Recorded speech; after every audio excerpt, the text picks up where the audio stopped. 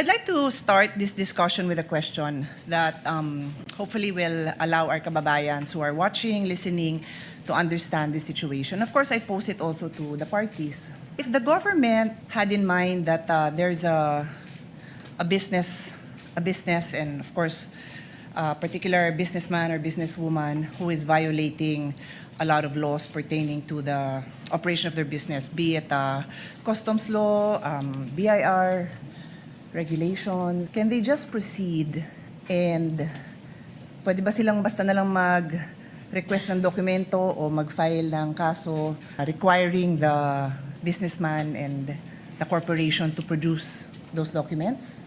Pwede ba? So yun ang pag-isipan natin, no? Kasi yun ang tanong eh. Ginagawan ko lang ng ibang analogy para maintindihan ng mga kababayan natin.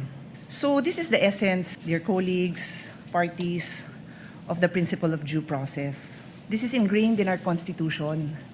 Totoo po na may karapatan ang gobyerno at obligasyon ng gobyernong patakbuhin ng maayos ang gobyerno.